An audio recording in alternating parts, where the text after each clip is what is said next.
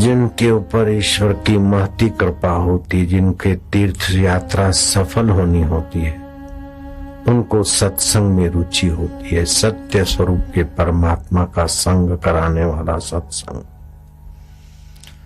सत्संग में ये पता चलता है कि जो देखना, सूंघना, चखना, खाना, भोगना है, ये इंद्रियों के विषय है और जीव को तुच्छ बना देते हैं।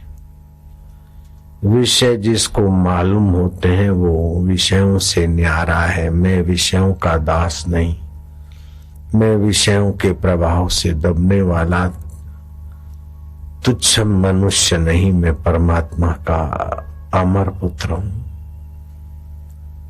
विषय विकार देखने वाला उनसे न्यारा है। धीरे धीरे विषय विकारों का प्रभाव कम होने लगता है। विषय विकार और संसारी प्रलोभन अनित्य हैं, ये दूसरी समझ बढ़ती है। तीसरी वृत्ति उठती है कि जो अनित्य है, विकारी है, लेकिन उसको जानने वाला नित्य निर्विकारी मेरा आत्मा परमात्मा मेरे संग साथ है। मैं विकारी सुखों के, विकारी विकारों के झमेले में आकर वासनावान पुरुषों की नाई भटका जा रहा हूं।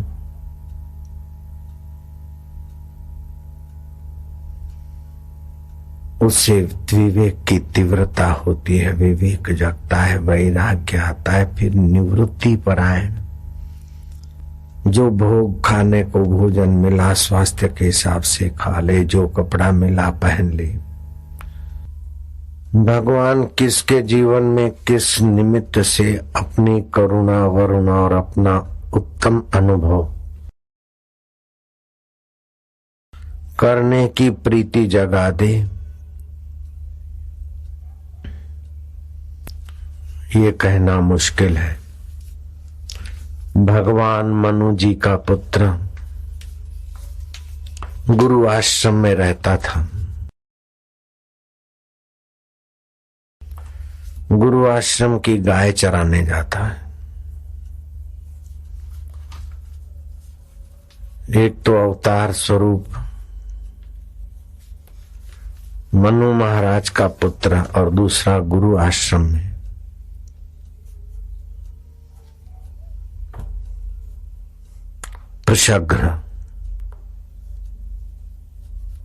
पृषग्र के गुरु आश्रम निवास के दिनों में गाय चराने की सेवा बड़े उत्साह से करता था। जंगल में शेर, चीते आदि गायों को न सताए इसलिए तलवार भी रखता था। संध्या का समय हो गया, थोड़ा अंधेरा सा छा रहा था। एकाएक बाघ आया, गाय पर झपट पड़ा। तलवार निकाली, अंधेरे में गाय और बघेरा को अलग करने वाली प्रकाश की किरण न मिलने के कारण जोर से तलवार का घाव किया। बघेड़ा का तो कान कट कर गिरा उधर, लेकिन गाय भी मर गई उसी तलवार से। ब्राह्मणों ने और साधुओं ने, आश्रम वासियों ने हल्ला पुकारा कि गौ हत्यारा है, इसको वैदिक कर्म करने का अधिकार नहीं, आश्रम में रहने का अधिकार नहीं। भगवान मनु का पुत्र है लेकिन तिरस्कृत हो गए। बघेड़ा का कान कटा हुआ तो दिखा, लेकिन गाय भी तो मरी। गाय मारने का उद्देश्य नहीं होगा इसका, ये सब जानते थे, और बाघ का कान का प्रमाण भी था। फिर भी विरोध ऐसा हुआ कि तिरस्कृत हुए।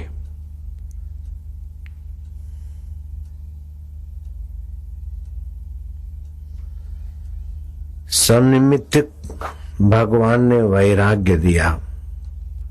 बाहर से तो कुप्रचार हुआ, लेकिन भीतर से भगवान ने ये एहसास कराया कि संसार तो संसार है। जिनके लिए इतना तुम तड़पते हो या चाहते हो, वो तुम्हारे को कब कहां उठा के किस निमित्त से भगवान कैसा विवेक जगा देते हैं, उसका विवेक जग गया। बोले गुरु आश्रम से अब मैं राज्य वैभव का काम काज करता, न जाने उस कर्म बंधन से, भोग वासना से कब मेरी जान छूटती। भगवान ने अभी तिरस्कार करवा के मेरे को राज्य वैभव के सुख ऐश आराम के दलदल से बचाकर अपने स्वच्छ सुख में बुलाया है। विवेक जगा मनुपुत्र, संसार का त्याग करके एकांत अरण्य में आत्मविद्या के दाता गुरु के चरणों में जा पहुंचा। लौकिक विद्या सिखाने वाले गुरु के यहां से छलांग लग गई। लौकिक विद्या का फल अनित्य है, दुख रूप है, लेकिन आत्मविद्या का फल नित्य है, सुख रूप है, शाश्वत है, परम पद को दिलाने वाला है। राजपुत्र ने राज वैभव की असारता जान ली थी, इसलिए उसको अपना राजकुमार पद अथवा राज तख्त की महत्ता ठुकराने में देर नहीं लगी और फकीरी धारण कर ली। जैसा जो मिले रूखा सूखा खा लिए। ब्रह्म विद्या के दाता गुरु के आश्रम में रहने लगे।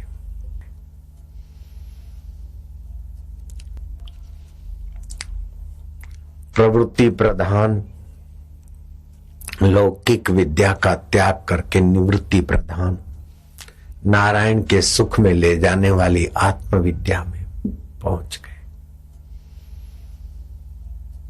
शरीर अनित्य है, स्थूल शरीर, सूक्ष्म शरीर, कारण शरीर। उन शरीरों से जो कुछ बल, योग्यता, सफलताएं मिली वो भी अनित्य है, लेकिन उनको जानने वाला परमात्मा देव मेरा नित्य है, वो सत्य स्वरूप है,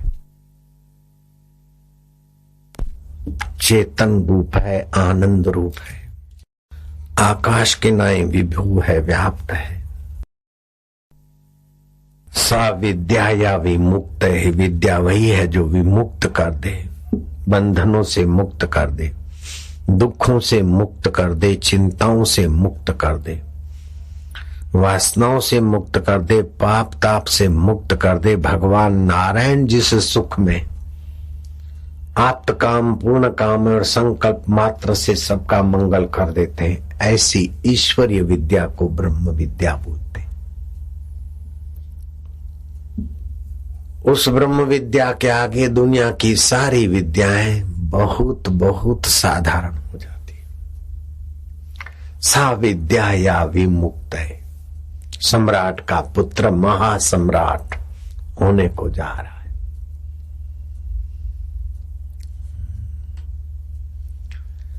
चैतन्य महाप्रभु दर्शन शास्त्र के जानकार थे, पाठशाला चलाते थे। जगन्नाथपुरी तीर्थ क्षेत्र में गए और संत का संग मिल गया, ठाकुर जी का दर्शन मिल गया। एक टक भगवान को देखते देखते संकल्प विकल्पों की भीड़ घट गई। हरि हरि हरि हरि बोल, हरि बोल, हरि बोल, बोल हरि बोल, हरि बोल, हरि बोल, हरि बोल, हरि बोल।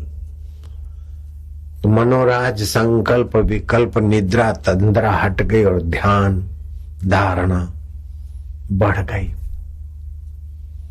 अब तो आंख भाव विभोर हो जाए, आंखों से कभी आंसू आए। भागवत में लिखा है, वाग गदगदा द्रव्यते यस्य चित्तम। वाणी गदगद हो जाए, चित्त द्रवित हो जाए। हसती क्वचित, कभी हंसी आने लगे। रुदती भीक्षणम, कभी भयंकर रुदन होने लगे। उद्गायन्ति विलज्जे नृत्यन्ते च, कभी उद्गान करने लगे, कभी लज्जा छोड़कर नाचने लगे। मद भक्ति युक्तो भुवनम पुनाति, ऐसा भक्ति युक्त मेरा भक्त भुवनों को पवित्र करने वाला होता है। ध्यान और कीर्तन में गौरांग की ऐसी दशा हो गई। अपने पाठशाला के तरफ आए, अब पाठशाला चलाने की रुचि नहीं होती। मनुपुत्र को पाठशाला में जाने की रुचि नहीं और गौरांग को पाठशाला चलाने की रुचि नहीं। आलस्य नहीं है, प्रमाद नहीं है, पलायनवादिता नहीं है, लेकिन अनित्य का आकर्षण हट गया, नित्य का आकर्षण उभर गया। शरीर अनित्य है, वैभव अनित्य है। अनित्यानि शरीराणि वैभवो नैव शाश्वतः, नित्य सन्निहितो मृत्यु कर्तव्यो धर्म संग्रह। धर्म मेघा समाधि भगवान के ध्यान में होता है ना, तो भगवान शंकराचार्य के गुरु जी ने कहा, गोविंदाचार्य महाराज ने, तो जब भगवत ध्यान में साधक बैठता है तो धर्म मेघा समाधि की प्राप्ति होती। जैसे मेघ अमाप पानी बरसा देता है, ऐसे ही भगवत ध्यान में अमाप धर्म लाभ होता है। तीर्थ नाए एक फल, पुण्य लाभ हुआ। संत मिले फल चार, धर्म अर्थ काम मोक्ष।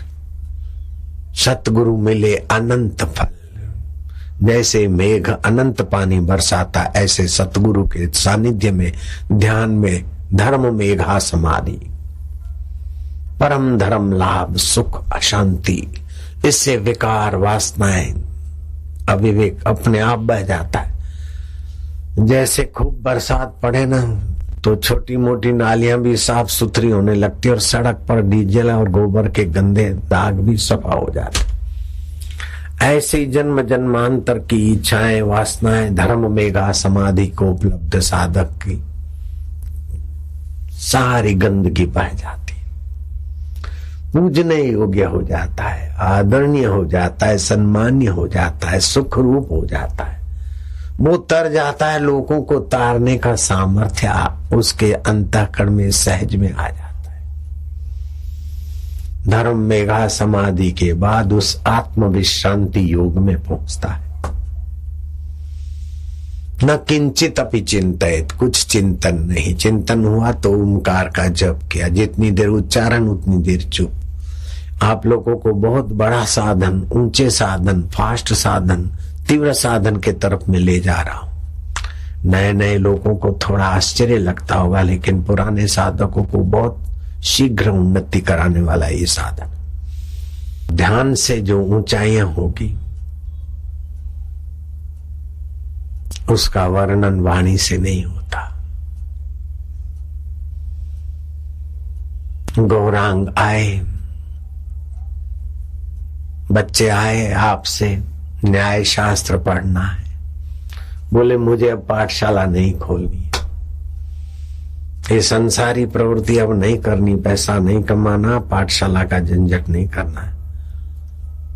बोले गुरुजी अगर आप नहीं पढ़ाएंगे तो परीक्षा में हम पास भी कैसे होंगे? आप ही पढ़ाए, आप जैसे पवित्र आचार्य को हम छोड़कर दूसरी पाठशाला में कैसे जाएंगे? आप पढ़ाइए, कृपा करिए। बहुत आग्रह किया तो गौरांग ने पढ़ाना शुरू किया।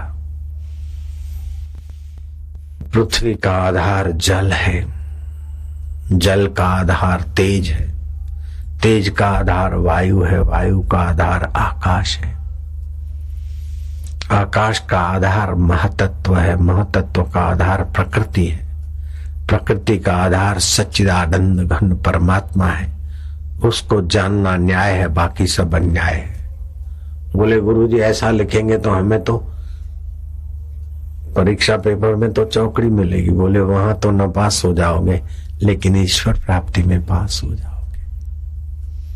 सबके आधार में आ जाओ, और सबके आधार में आने के लिए ये अंतर्यामी परमात्मा देव का मंत्र है। ओमकार मंत्र, गायत्री छंद, परमात्मा ऋषि है, इनकी महानता खोजने वाले भगवान नारायण। किसी कल्प में भगवान ब्रह्मदेव, कहीं ब्रह्मदेव का नाम आता है, कहीं नारायण का। तो इस ओमकार की महिमा भगवान ब्रह्मा जी ने भी खोजी और भगवान विष्णु ने भी खोजी, कल्पांतर के भेद से। खोज उसी की होती जो पहले था, बनाया वो जाता है जो पहले नहीं था। खोज उसी की होती जो पहले था। ओमकार मंत्र का प्रभाव पहले ही था, भगवान नारायण ने खोजा, भगवान ब्रह्मा जी ने खोजा। और इस ओमकार मंत्र का देवता कौन है कि अंतर्यामी, सबका अंतरात्मा, पृथ्वी का अंतरात्मा, जल का, तेज का, वायु का। इस पृथ्वी को जड़ मत मानना। जैसे तुम्हारा शरीर है ना, सोया है तो जड़ किनारे पड़ा है, फिर भी तुम चैतन्य इसमें व्याप रहे हो, ऐसे पृथ्वी में भी वो चैतन्य देव व्याप रहा है, जल में भी वो व्याप रहा है। वायु देवता ने तो मेरे से बातचीत भी की। ये जो हवा चलती वो भले वायु देवता का स्थूल रूप है, लेकिन आपका शरीर चलता है स्थूल रूप में, तो आप भी तो सूक्ष्मतम में होते हैं ना। जो उस परमात्मा देव में प्रीति करते हैं उनको ये चार पांचों देवता, पृथ्वी देवी, जल देवता, अग्नि देवता, वायु देवता अनुकूल हो जाते।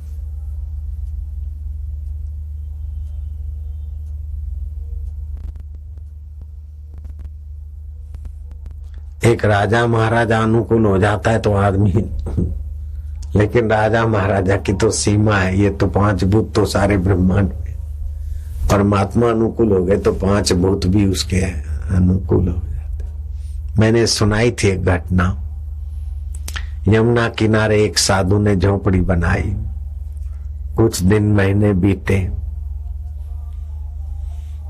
झमरुक के, जामफल के पौधे लगा दिए।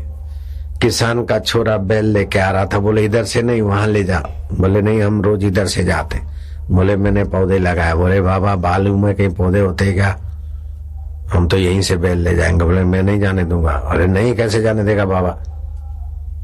डंडा उठाया बाबा को मारने के लिए, लेकिन हाथ ऊपर ही रह गए।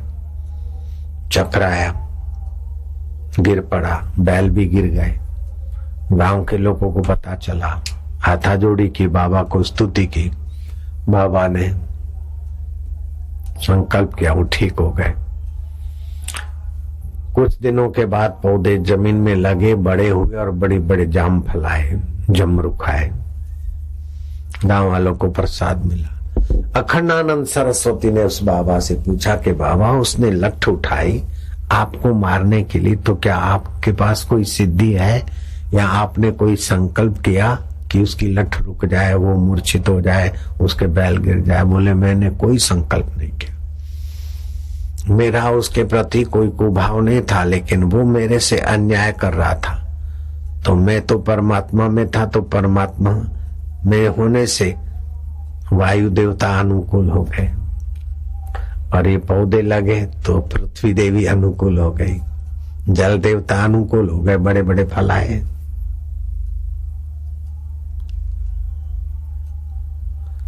अहमदाबाद आश्रम में शुरू में एक कुटिया बनी थी और दूसरी दो साधकों के लिए दो कुटिया हैं।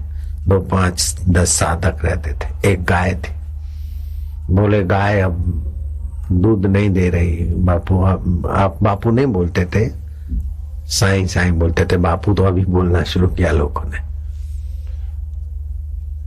तो मैंने गाय को खिलाया, कुछ में क्या, बस तुम दूध नहीं दोगी तो हम कैसे पिएंगे? महाराज गाय ने दूध देना चालू किया तो जब तक जी चाहे बच्चा देने वाली हो तभी दूध तो चालू। उस गाय को मैं स्नेह करता हूँ, उसका फोटो भी है। तो ऐसे कौन सी चीज है जो गाय को भी प्रभावित कर देती है, पेड़ पौधे को प्रभावित कर देती है? सुखदेव जी महाराज किसी भी पेड़ के आगे खड़े हो जाते, भिक्षाम देहि। सूखे पेड़ों से भी फल उभर आ जाते थे। ईश्वर की सत्ता अद्भुत है, ईश्वर का सामर्थ्य अद्भुत है, ईश्वर की करुणा वरुणा अद्भुत है। हम ईश्वर को पाने के लिए खाए पिए रहे, लेकिन इस शरीर का मन का उपयोग ईश्वर प्राप्ति। गौरांग लगे तो लगे और कीर्तन ऐसा करते कि ईश्वर के साथ तदाकार। बहुत लोग उनके नजीक आ जाते। अब लोगों की भीड़ भाड़ जमघट, राम रगड़ा बढ़ गया तो एकांत के लिए सब सोए थे और रात्रि को ही निकल पड़े जगन्नाथपुरी से वृंदावन की ओर। जंगल का रास्ता, अब जंगल के रास्ते में कीर्तन करे तो भालू, वानर, शेर, चीते सब उनके साथ नाचने लग जाए, क्योंकि प्राणी मात्र का अंतरात्मा तो वो परमात्मा सुख रूप है, सब सुख चाहते हैं। तो मनु पुत्र संसारी प्रवृत्ति पढ़ाने वाले गुरुकुल से विदा हो गए और आत्मविद्या, आत्म ध्यान, आत्मचिंतन, थोड़ी बहुत आश्रम की सेवा, ऐसा करते करते अविद्या अज्ञान मिटाने वाली ब्रह्म विद्या मिली कि यदृश्यम तत् अनित्यम, जो दिखता है वो परिवर्तित होता है, प्रकृति का है, लेकिन जिससे दिखता है वह परमात्मा चैतन्य अपना आत्मा है। अजपा गायत्री सतत चल रही है, श्वास अंदर जाता है तो सो, बाहर आता है तो हम। तत्व ज्ञान एक बार हो जाए तो फिर न से पुनरावर्तते, फिर उसका पुनरागमन नहीं होता।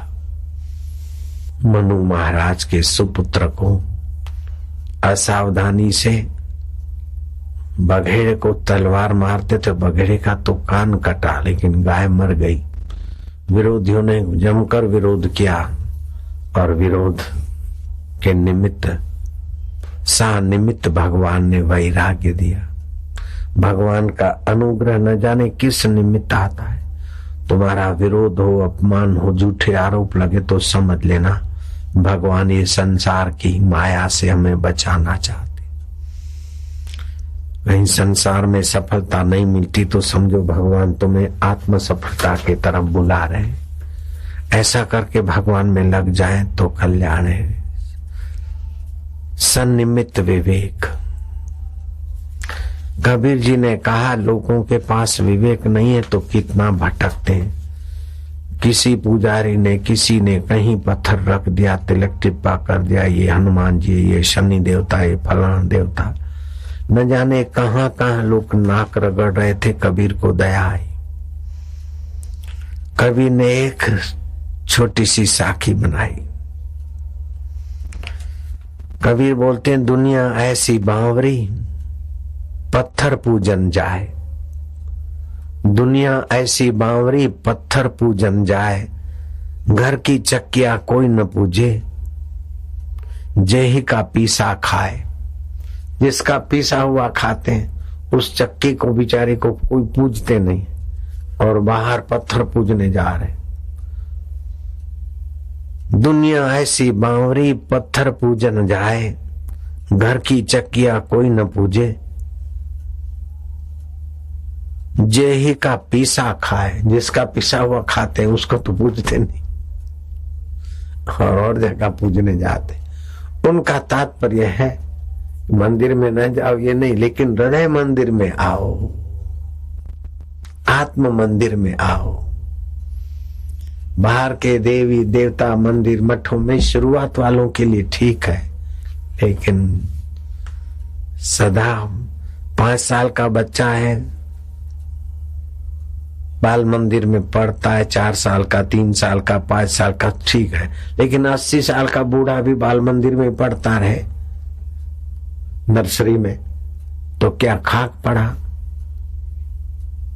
ऐसे ही मंदिर में जाना शुरुआत में तो ठीक है, लेकिन उस मंदिरों में जाने का, उस मस्जिदों में, उन चर्चों में उधर जाने का फल यह है कि आत्मा परमात्मा का ज्ञान मिल जाए, ओमकार का अधिष्ठान में प्रीति हो जाए, श्वास उठता है अंदर जाता है फिर बाहर आता है, उसके मध्य स्थिति की संधि बढ़ जाए। एक तरंग उठा दूसरा उठना है, उसकी शांत अवस्था गहरे पानी के दर्शन। ऐसे परमात्मा दर्शन, परमात्मा शांति, परमात्मा सामर्थ्य आना चाहिए। रमन महर्षि चुपचाप बैठे रहते। हम भी आबू की गुफा में सामने दरवाजा जाली का अथवा खुला रखते और एक पेड़ को चुपचाप देखते, शांत। ऐसे ऐसे अनुभव और ऐसी ऐसी उपलब्धियां होती। 40 दिन मौन, किसी को न मिलना, दूध पर रहते थे, ध्यान, मौन और शास्त्र अध्ययन। क्या क्या तुम्हारे अंतर में परमात्मा सुख सामर्थ्य भरा है। प्रवृत्ति मात्र शक्ति का ह्रास करती है और निवृत्ति मात्र परमात्मा में सामर्थ्य देती है। प्रवृत्ति करो तो परोपकार के लिए करो, तत्परता से करो, ईश्वर की प्रसन्नता के लिए करो, मजा लेने के लिए मत करो। तो ईश्वर की प्रसन्नता के लिए करोगे तो आत्म सुख मिलेगा। संसार के सुख दुख को दबाते और फिर आते, लेकिन आत्म सुख दुख की जड़ें निकाल के सदा के लिए फेंक देता है। तो गुरु की सेवा करते करते प्रमाद हो गया और उस प्रमाद में भी भगवान ने सानिमित्त वैराग्य जगाया और मनुपुत्र ने परमात्मा साक्षात्कार कर लिया। पढ़ो।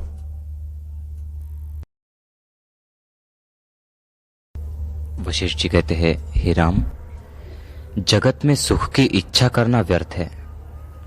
जीव जब पहले जन्म लेता है तब भी दुख सहता है, फिर जन्म लेकर जब मूर्ख और नीच बाल अवस्था को प्राप्त होता है तब कुछ विचार नहीं होता, उसमें दुख पाता है, और कुछ शक्ति नहीं होती, उससे भी दुख पाता है। जब यौवन अवस्था आती है तब काम, क्रोध, लोभ और मोह रूपी निशाचर विचरते हैं और तृष्णा रूपी पिशाचिनी घेरती है। मनुष्य शरीर में माँ के गर्भ में जाता है, द्रव्य जैसा, और 18 अग्नियों से पकाकर हड्डियां बड्डियां बनाकर बालक बनाती। 9 महीने नेवे में पड़ा रहता। कुम्हार की तो 2, 5, 10 दिन तपती जलती होगी, लेकिन ये बच्चा बनने में 9 महीने हमने कष्ट सहा, गर्भाग्नि में पक कर आए। फिर बाल्यावस्था के दुख, दांत आए, दस्त हुए, पेट में दर्द है, सिर में कुछ है, कुछ गड़बड़ी है, बता नहीं सकते, रो रहे हैं। तो बच्चे को कहाँ पीड़ा है, रोते समय उसका जहां हाथ जाता है वहां उसको पीड़ा है, ऐसा समझ लेना चाहिए। फिर नाक बहता है कि नाक की गंदगी मुंह में आती, कहीं पैर गंदे में आ जाता है, न अपना गंदगी धो सकता है न कुछ कह सकता है। ऐसी मूढ़ अवस्था से गुजरते गुजरते फिर किशोर बाल्य अवस्था से गुजरे, किशोर अवस्था में आए, फिर न जाने दिन में कितनी बार अपमान, दुख, कितनी बार मूर्खता होती। ऐसे करते करते यौवन आता है। यौवन में फिर काम, क्रोध, लोभ, ये बनूंगा, ये पाऊंगा, ये पाऊंगा, करते करते कुछ बना, कुछ पाया, लेकिन कुछ दुश्मन, कुछ विकार, कुछ मित्र, आखिर उसे बुढ़ापे की कगार पे लाकर खड़ा कर देते।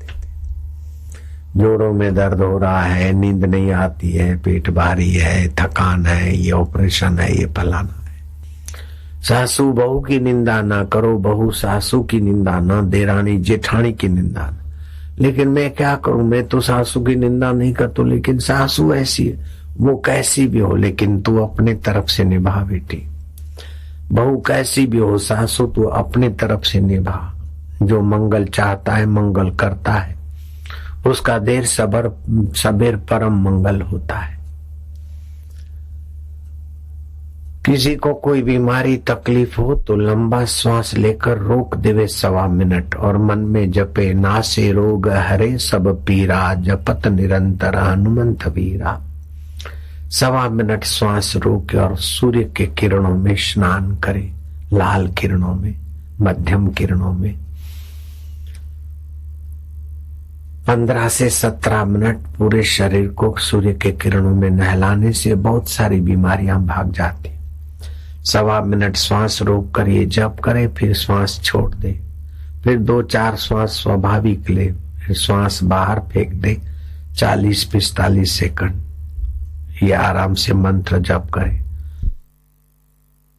जहां दवाई की, डॉक्टरों की पहुंच नहीं, वहां भी इस मंत्र की और सूर्य नारायण के किरणों की पहुंच से आपको स्वास्थ्य लाभ होगा।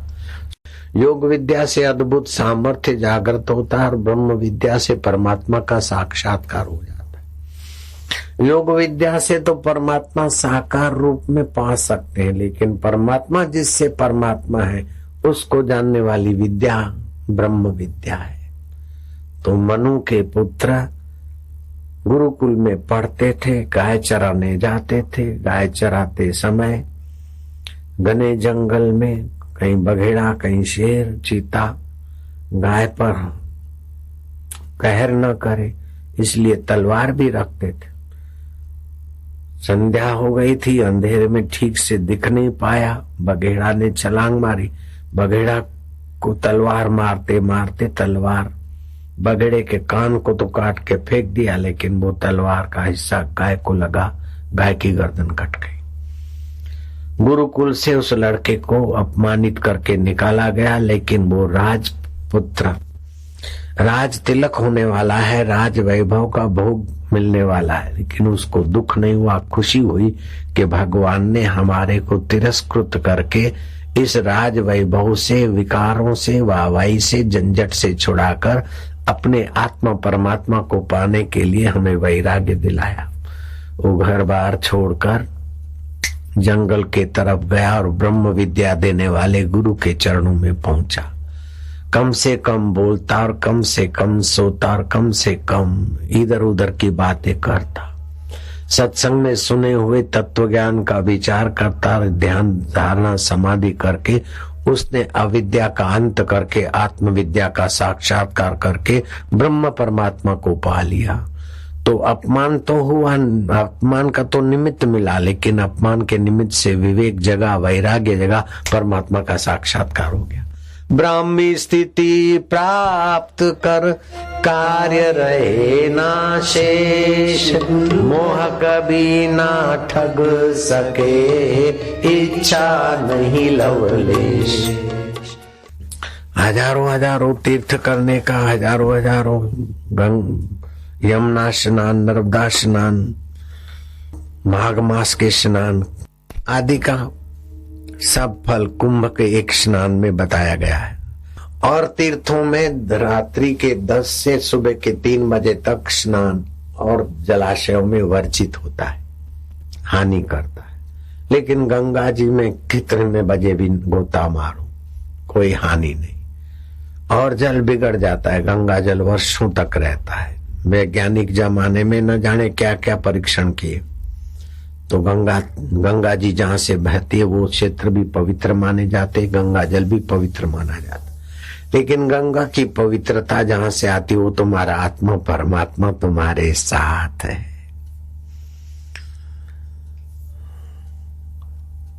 रामकृष्ण परमहंस का सेवक डॉक्टर था, उसने कथा सुनी, सत्संग सुना। नाग महाशय के डॉक्टरों को, वकीलों को और दलालों को ईश्वर प्राप्ति नहीं होती। नाग महाशय ने अपने दवा खाने का सामान बांट दिया। बाप ने कहा आप क्या खाओगे, भूखे मरोगे या मेढक खाओगे? तो मरा हुआ कोई मेढक पड़ा था, बोले लो ये मेढक मुंह में रख के दिखा दो। मेढक खाना पड़े तो खाऊंगा, लेकिन ईश्वर को पाए बिना नहीं जीऊंगा। दवा खाना बंद कर दिया। नाग महाशय ने लग गया जप में, ध्यान में। कलकत्ता के पास देवभोग ग्राम है, वहां से गंगा किनारा, उस गांव से 50 माइल की दूरी पर। 50 वर्ष के बाद वो तिथि आती है,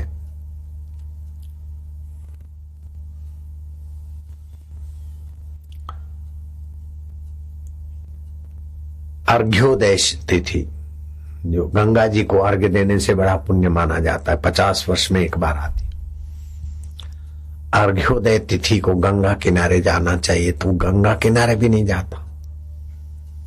बोले बस गुरु मंत्र और परमात्मा के ध्यान में विश्रांति मिल रही है। अब अर्घ्योदय का बड़ा निमित्त है, तो मैं गंगा किनारे क्यों जाऊं, गंगा जी को आना होगा तो यहां आएगी। नाग महाशय अपने कमरे में सुबह अपना उठे, बिस्तर पर ही थोड़ी देर ओम शांत निसंकल्प दशा, फिर श्वास चल रहा है उसको देखे।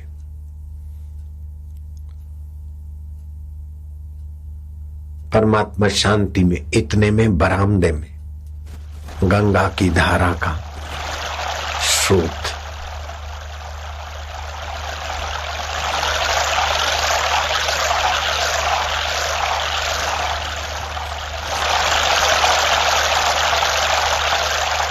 नाम पहले था दुर्गाचरण, फिर नाग महाशय नाम पड़ा।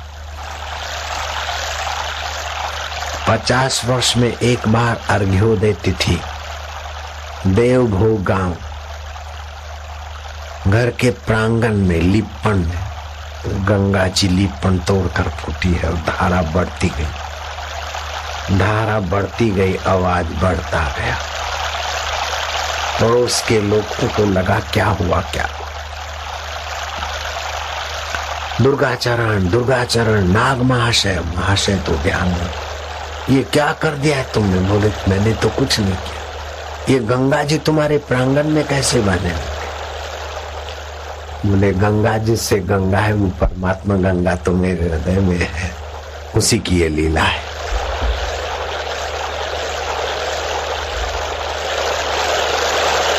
अर्घ्योदय तिथि 50 मील कौन जाए, अब तो नाग महाशय के प्रांगण में गंगा बह रही। इस आत्मदेव की क्या शक्ति है, क्या लीला है। ऐसा दुर्लभ महात्मा पद पाने के लिए सत्संग और भगवान की प्राप्ति की इच्छा ये जीव का मंगल कर देती है। नहीं तो कितनी कितनी ऊंची अवस्थाओं को पाए हुए व्यक्ति, स्वर्ग को पाए हुए व्यक्ति, इंद्र के खास व्यक्ति भी कब कैसे गिर जाएं। भगवान नारायण के जय विजय कैसे गिर जाते हैं सत्संग के बिना। गीता के 4थे अध्याय के महात्मा में लिखा है, वाराणसी से भरत मुनि जा रहे थे। भरत मुनि को 4थे अध्याय गीता का पाठ करने की बड़ी रुचि थी। 4थे अध्याय के पाठ से भरत मुनि के चित्त में ये ज्ञान प्रकाश हुआ कि सुख भी आता है चला जाता है, दुख भी आता है चला जाता है, सर्दी और गर्मी भी आती चली जाती है, उसको बोलते द्वंद्व। सर्दी उसका द्वंद्व है गर्मी, सुख द्वंद्व है दुख, जीवन मरण, आमने सामने ये जो भी आते हैं वे सब आके मिट जाते हैं। तो इनके प्रभाव में प्रभावित नहीं होना, ऐसी दृढ़ अवस्था को प्राप्त भरत मुनि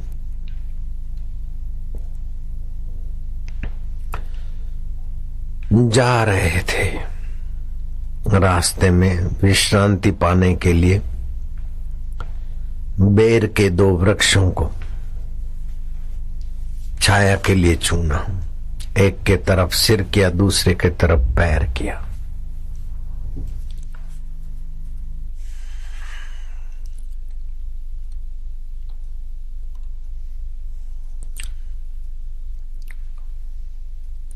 महात्मा तो चले गए, लेकिन उनके चरण स्पर्श और हस्त स्पर्श से उन पेड़ों का उद्धार हुआ। वो सूख गए, जीव चला गया उनमें से, और वो दोनों जीवात्मा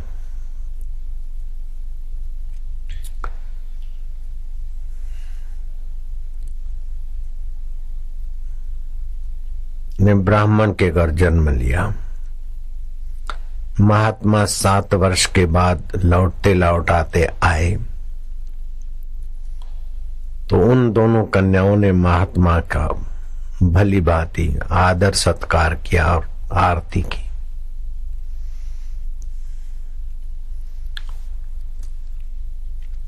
महात्मा भरत मुनि ने पूछा कि बेटियां तुम कौन हो, क्यों इतना तत्परता से पूजा आरती कर रहे हो? बोले महाराज,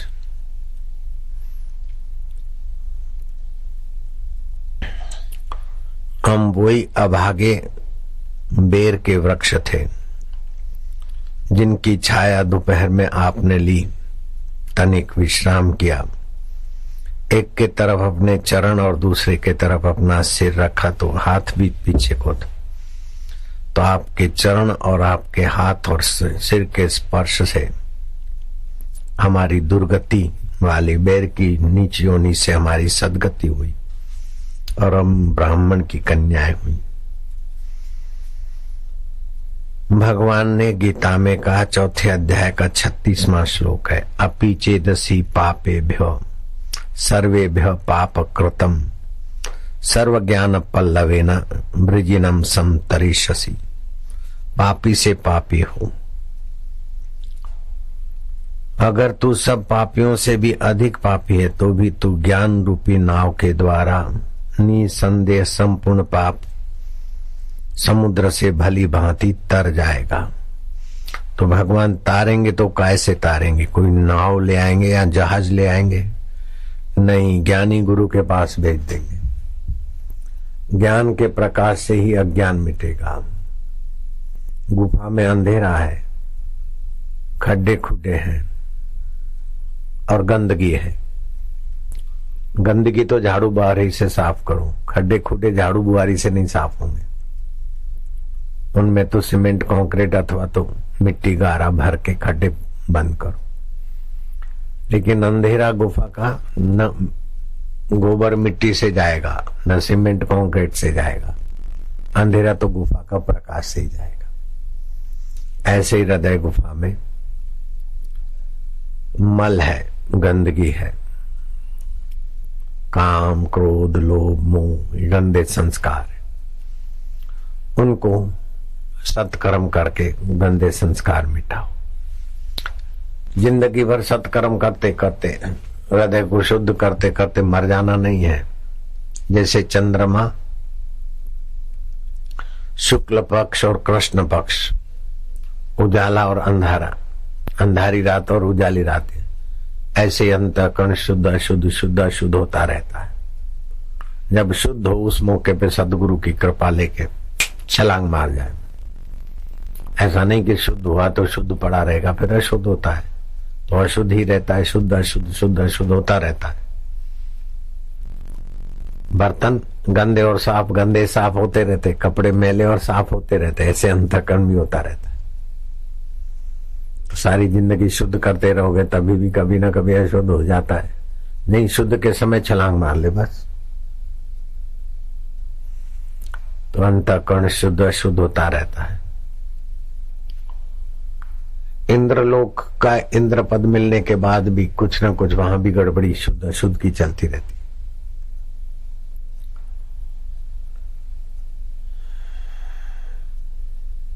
तो जब तक ज्ञान रूपी नाव में बैठ के उस पार नहीं गए, शरीर को मैं मानना, संसार को सच्चा मानना, इस समझ से आत्मा को मैं मानना और परमात्मा को सत्य मानना, उस पार नहीं गए, तब तक शुद्ध अशुद्ध में झोंके खाता रहता है।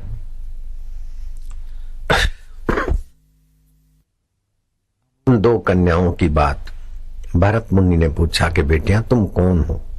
बोले महाराज, गोदावरी तट पर छिन्न पापा नाम का तीर्थ है। छिन्न पापा नाम के तीर्थ में सत्य तपा तपस्वी संत रहते थे। वो इतने उच्च कोटि के थे कि गर्मी मुझे लगती है ऐसा नहीं मानते थे। सर्दी में मुझे सर्दी लगती है ऐसा उनमें मान्यता नहीं थी।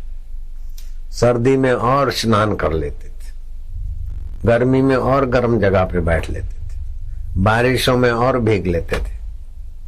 तो भीगने वाला भीगता है, ठुठरने वाला ठुठरता है, गर्मी में तपने वाला शरीर तपता है, मैं उसको जानता हूं। ऐसे आत्मज्ञान के प्रकाश से प्रकाशवान थे। जितने तितिक्षावान थे उतने ही शास्त्रज्ञ भी थे। और सत्संग ऐसा करते कि ब्रह्मा जी उनका सत्संग सुनने आते थे। है ब्रह्मा विष्णु महेश भी ब्रह्म ज्ञानियों के सत्संग में कभी कभी हमारे गुरुदेव भी ब्रह्म ज्ञानियों की पराकाष्ठा पे थे, फिर भी कोई ब्रह्म ज्ञान का सत्संग करते तो हमारे गुरु जी चुप के जाके बैठते, मैं भी साथ में जाके बैठता। लोगों को पता नहीं चलता कि कौन बैठे, कोई कोई पहचानता था, बाकी तो किस वेश में कौन सी आत्मा कौन सी हस्ती आती है वो पता नहीं चलता। अभी भी इस कुंभ पर्व में कैसे कैसे स्वर्ग आदि गौलोक देवलोक पितृलोक से कैसे कैसे आत्माएं आए होंगे नहाने को, गोता मारने को, पता नहीं चलता। वैष्णवी देवी भी तीर्थ में आए थे तो उन बच्चियों ने कहा कि क्षीण पापा छिन्न पापा तीर्थ में सत्य तपा तपस्वी रहते थे। और वो सत्संग ऐसा करते थे कि जीवात्मा की अज्ञानता भरी मान्यताएं छूट जाए और ज्ञान प्रकाश में वो जग जाए, मुक्त हो जाए। ब्रह्मा जी का सत्संग उनको बहुत प्रिय लगता था और ब्रह्मा जी उनके प्राप्त आते रहते थे। और वो दीर्घ तपा संत भी ब्रह्मा जी से निसंकोच मिलते जुलते थे। मानो दीर्घ तपा भी ब्रह्म रूपी थे। ब्रह्मज्ञानी संत ब्रह्मा विष्णु महेश से भी मिलेंगे तो निसंकोच मिलेंगे। हे भगवान, हे प्रभु जी दया करो शुक्र, ऐसा नहीं होता है, मित्रवत होते हैं। महाजय जयकार उन्हीं ब्रह्मज्ञानियों को होता है जो ब्रह्मा के भी मित्र है, विष्णु के भी मित्र है, शिव के भी मित्र है, सांप के भी मित्र है, प्राणी मात्र के मित्र है। ऐसे ब्रह्मज्ञानी होते, वो उसी प्रकार के थे महापुरुष। प्राणी मात्र में अपना आत्म स्वरूप देखे, शरीर स्वप्ना, संसार स्वप्ना, सुख दुख स्वप्ना, मान अपमान स्वप्ना, लेकिन उसको जानने वाला ब्रह्म स्वभाव अपना। बहुत उच्च कोटि के महापुरुष थे। उनका नाम था सत्य तपा। सत्य स्वरूप परमात्मा को पाने के लिए उन्होंने तप किया था और परमात्मा को पाकर परमात्मा की वाणी का सत्संग करते थे। जैसे लीलासा बापू जी ब्रह्म ज्ञान सत्य को पाकर सत्य स्वरूप में दूसरों को ले जाने की, कबीर जी, नानक जी और भी ब्रह्म ज्ञानी वो साक्षात नारायण रूप होते हैं। तो सत्य तपा आते जाते रहते थे छिन्न पापा तीर्थ में, उनके पास ब्रह्मा जी सत्य तपा के पास। तो इंद्र को डर लगा कि कहीं ये ब्रह्मा जी को कह के अपने चेले को इंद्र पद दिला देवे तो मेरा क्या होगा। डर हमेशा संपत्ति और भोग वाले को ही लगता है। जब जब आसन हिलता है तो इंद्र का आसन हिलता है, ब्रह्मा जी का पाड़ा नहीं हिलता, यमराज का पाड़ा। हालांकि हिलता तो पाड़ा है लेकिन उसको खतरा नहीं, यमराज के पास कुछ ही नहीं है, नरक में भेजने की व्यवस्था है। तो जब भी हिलता है, जब भी डर लगता है तो सत्ता वाले को लगता है, सत्ता नहीं उसको कहे का डर लगता है। तो इंद्र ने देखा कि ये ब्रह्मा जी के साथ इतना निकट संबंध हो गया है, कहीं खुद इंद्र पद न ले अथवा अपने चेले को चाह प्रेम जी इंद्र बन जा, अथवा नारायण को इंद्र बना दो, ब्रह्मा जी को बोल देवे, अथवा जय हो को इंद्र बना दो, तो कहीं गड़बड़ न हो जाए, महाजय जयकार करते हैं तो इंद्र बना दो, ऐसा कहीं न कह दे। इसीलिए अप्सराओं को बुलाया, तुम जाओ छिन्न पापा तीर्थ में सत्य तपा महाराज का जो आश्रम है उधर जाओ, और महाराज जहाँ घूमने घूमने जाते इधर उधर ऐसा नृत्य करो, ऐसा वेशभूषा बनाओ कि महाराज को तुम्हारे साथ, अब मैं ये शब्द बोल नहीं सकता हूं, महाराज के साथ तुम्हारी दोस्ती हो जाए, लवर लवरी हो जाओ। तो अप्सराएं नाचे गाए खूब, हवा चले, बारिश की बूंदे गिरे तो कपड़े भीग जाए, और जानबूझ के अपने छाती के कपड़े आदि ऐसा करे फंसाने के लिए। तो सत्यतपा महाराज ने देखा कि ये नाच गान करके मेरे को संसार में बेकारों में फंसाना चाहती। हाथ में पानी लिया के हे दुष्टाओ, ब्रह्म सुख के आगे तुम विकारी सुख के तरफ मुझे आकर्षित करते हो। तुम ब्रह्म परमात्मा के रस में आगे बढ़ने वालों को के लिए कांटे बोती हो। जाओ कंटकीले वृक्ष बन जाओ राडे, बोरडियो बनी जाओ राडो तमें। उनके श्राप से हम विवल हो गए। हमने पश्चाताप करते हुए उनके आगे स्तुति की कि महाराज हम चिट्ठी की चाहकर है, हम अपने तरफ से आपको फंसाने नहीं आई थी। इंद्रदेव ने हमको भेजा था। हम सबको पूरे ये जो साज बजाती हैं ये वो सब, ये सारी के सारे को हम लोगों को इंद्रदेव ने भेजा है। हम तो नाचते लेकिन साजबाज सब बजाने वाले वही बन के आए। तो इसमें इंद्रदेव का राजकारण है। हम तो चिट्ठी के चाकर हैं। हम पर आप प्रसन्न हो जाइए। हमारे श्राप बेर के पेड़ में कितने वर्ष रहेंगे, फिर बेर बनते रहेंगे, कब तक हमारा इस योनि में दुख पाप।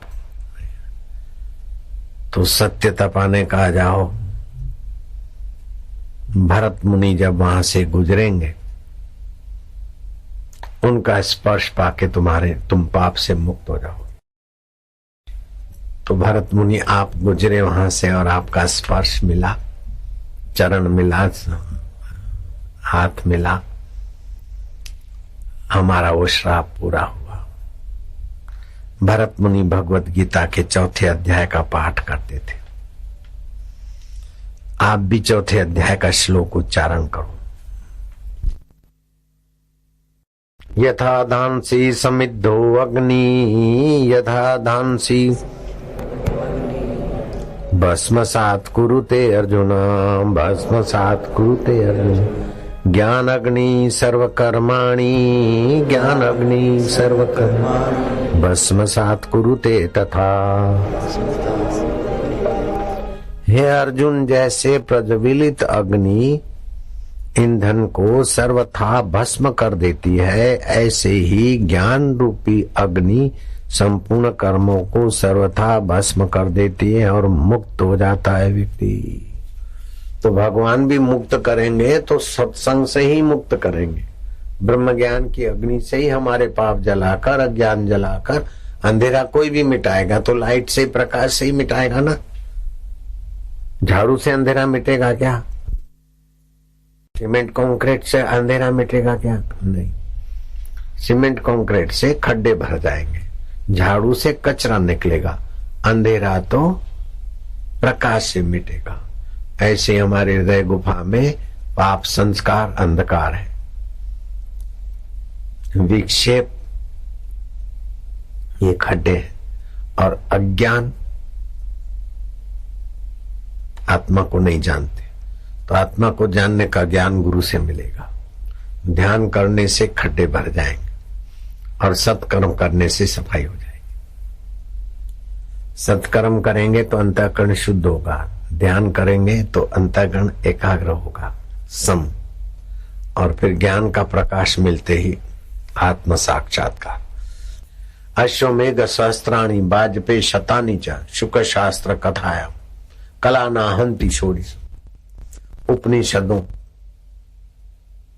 और गीता का अनुवाद करने की जरूरत नहीं हो, भगवत कथा में उसका अनुवाद हो जाता है। इतना बड़ा भारी पुण्य होता है। उस साधु ने क्या करा कि भगवान को पाना है, अंतःकरण की शुद्धि करने के लिए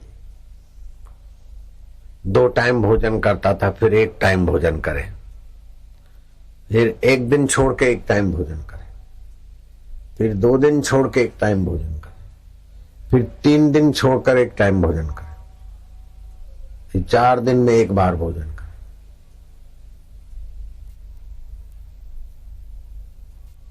ऐसी तपस्या करे। उड़िया बाबा के पास आया कि महाराज स्वप्ने में देवी देवता भगवान शिव विष्णु के दर्शन होते हैं और वो कुछ बोल के जाते हैं, लेकिन जागृत में देखता हूं तो सब झूठा होता है। बाबा ने कहा देखो तुम रोज भोजन करना चालू कर दो और ब्रह्म ज्ञान का सत्संग सुनो। कर्म करने से, शुद्ध कर्म करने से या तप व्रत उपवास करने से अंतःकरण शुद्ध होता है, लेकिन तुम अति उपवास कर रहे, अति नहीं करनी चाहिए। अति सर्वत्र वर्जित। ठीक ठीक भोजन करो, ठीक ठीक नींद करो, ठीक स्नान आदि करो, ठीक ठीक वे करो और फिर सत्संग करो। आना। वो साधु ने महाराज का वचन सुनकर वो 4 दिन में एक टाइम भोजन करने का छोड़ दिया। रोज भोजन करे ठीक टाइम से आदि।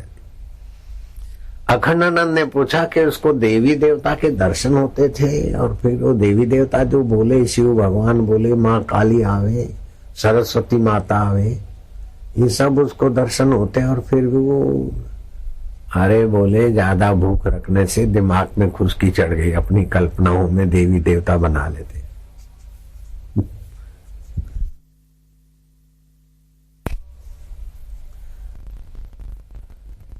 भगवान बोलते हैं जो मेरी शरण आता है मैं उसका उद्धार करता हूं। तो उद्धार कैसा करते हैं? अरे भगवान की शरण जाते तो फिर भगवान प्रेरणा कर देते, सत्संग में ले जाते, अथवा सपने में प्रेरणा करेंगे, हम संत के दर्शन करा देंगे, उधर जाओ। भगवान भी ज्ञान के सिवाय दुख कैसे मिटाएंगे? कोई अज्ञानी भी और दुख भी मिटता है, ऐसा थोड़ी होता है। अज्ञानी भी रहे और दुख भी मिट जाए, ऐसा नहीं होता है। जहां दुख की पहुंच नहीं है उस परमात्मा का ज्ञान होता है सत्संग से। जहां दुख का प्रभाव न पड़े उस प्रकार का ज्ञान मिलता है सत्संग में। अर्जुन थे और दुखी थे, फिर भगवान ने क्या करा? सिर पे हाथ रख दिया अथवा वैकुंठ में ले गए, सत्संग सुनाया, उसी से गीता बनी है। भगवान भी दुख मिटाएंगे तो ज्ञान का प्रकाश के तरफ ले जाए।